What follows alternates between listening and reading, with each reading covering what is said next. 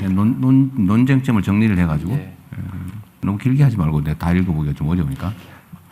규제 구조개혁 추진 방안을 보고 드리겠습니다. 먼저 추진 배경입니다. 그동안 역대 정부는 여러 차례 규제 개혁을 추진해 왔습니다. 지금까지 해왔던 개혁은 초기에는 강력했지만 결국 혁신 성장으로 이어지지 못하고 현장 체감도가 낮다는 한계를 반복해 왔습니다. 이제 대한민국 대도약, 대전환의 원년을 맞아 규제 패러다임 자체를 바꿔야 합니다. 이를 위해 추진 체계부터 바꿨습니다. 규제개혁위원회를 28년 만에 개편해 대통령이 직접 이끄는 규제합리화위원회로 확대했습니다. 새로운 위원회는 규제 개선 과제를 더 빠르게 결정하고 부처 간의 엇갈린 문제도 보다 강하게 조정할 수 있습니다. 또 하나의 중요한 변화는 민간 참여를 넓힌 것입니다. 현장과 전문가의 의견을 반영해서 체감할 수 있는 변화를 만들어 나가겠습니다. 다음은 규제 구조개혁 추진 방향입니다. 앞으로 정부는 똑똑한 규제, 더 앞서가는 대한민국을 위해 5가지 방향에서 규제를 바꿔 나가겠습니다. 한 발 앞선 규제 합리화, 환경 변화에 유연한 규제 합리화, 성과를 지향하는 규제 합리화, 국민이 체감하는 규제 합리화, 현장과 함께하는 모두의 규제 합리화입니다. 첫 번째는 한 발 앞선 규제 합리화입니다. AI 기반 규제 내비게이터를 통해 문제가 생긴 뒤 대응하는 것이 아니라 미리 예측하고 준비하겠습니다. 복잡한 규제 정보를 국민과 기업이 쉽게 이해하고 활용할 수 있도록 하겠습니다. 또한 신산업 분야는 기술 변화를 사전에 예측하고 규제 방향을 설계해 기업의 불확실성을 줄이고 혁신과 투자를 유도하겠습니다. 다음은 환경 변화에 더 유연하게 대응하는 규제 합리화입니다.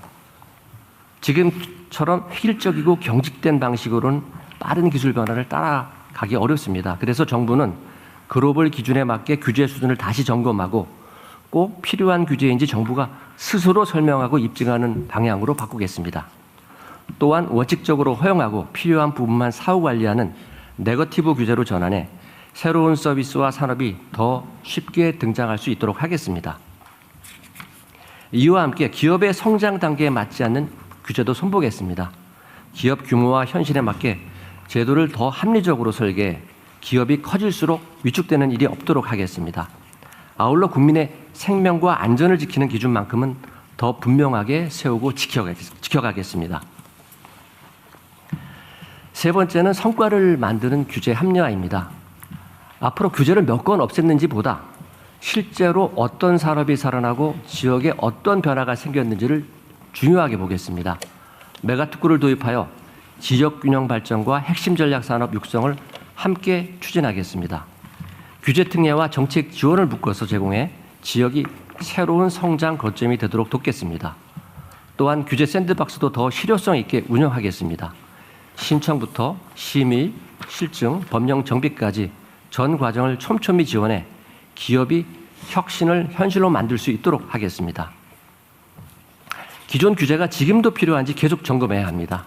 사후 규제 영향 평가를 도입해 제도가 실제 목적에 맞게 작동되는지, 현장에는 어떤 부담을 주고 있는지를 살펴보겠습니다. 아울러 부처를 대상으로 한 규제 평가도 국민과 기업이 실제로 얼마나 체감했는지, 얼마나 큰 효과가 있었는지를 중심으로 평가하겠습니다.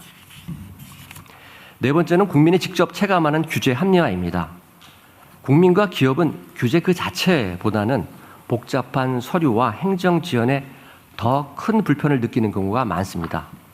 불필요한 행정 서류는 감축하고 행정 조사와 규칙 가운데 과도한 부담을 주는 부분은 정비하겠습니다. 또 적극 행정을 활성화하여 공무원이 규제 개선을 주저하지 않도록 제도적 보호를 강화하겠습니다.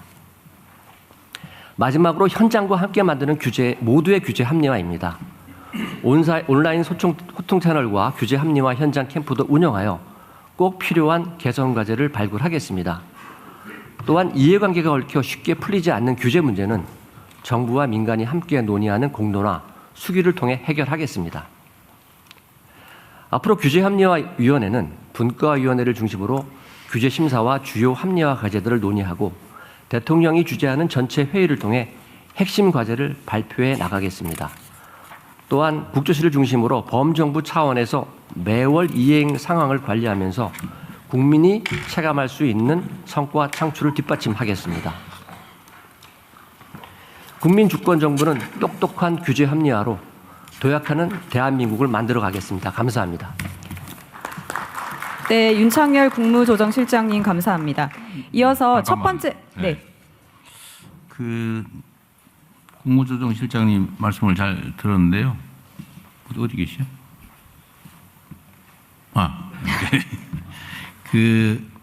이게 이제 위원회는 직접 집행 권한이 없으니까 그렇죠? 일종의 자문기구이기 때문에 결국 이제 제안이나 어떤 의제가 만들어지고 그런 걸 각 부처로 보내서 이제 집행을 하게 될 텐데 이게 이때까지는 그냥 보내고 뭐 하면 다니고 안 하면 할 수 없고 이렇게 넘어가잖아요. 예, 그렇습니다. 이렇게 하면 안 될 것 같고 앞으로 시스템을 하나 만들어 가지고 여기서 어쨌든 위원회에서도 좀 신중하게 하되 각 부처로 이제 그 결과들을 어디 부처는 뭐 이것 뭐 저 이렇게 제안할 거 아닙니까? 그 각 부처가 그걸 또 검토해서 시행할 건 하고 못할 건 또 못하고 그럼 그 피드백을 꼭 해주시고요. 그다음에 여기 위원회에서는 그 결과 중에 이건 뭐 각 부처 의견이 많네 라고 생각되는 수긍되는 점들은 그대로 수용하면 될 텐데 의견이 다를 수 있죠.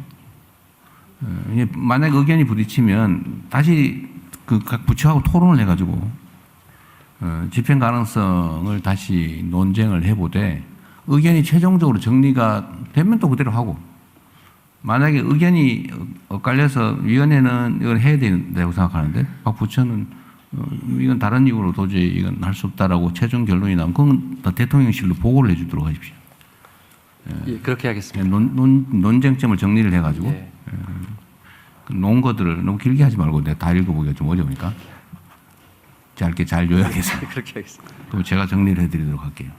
네, 그렇게 하십시오. 재미있게 보셨다면 구독, 좋아요, 알림 설정까지 꼭 눌러주세요.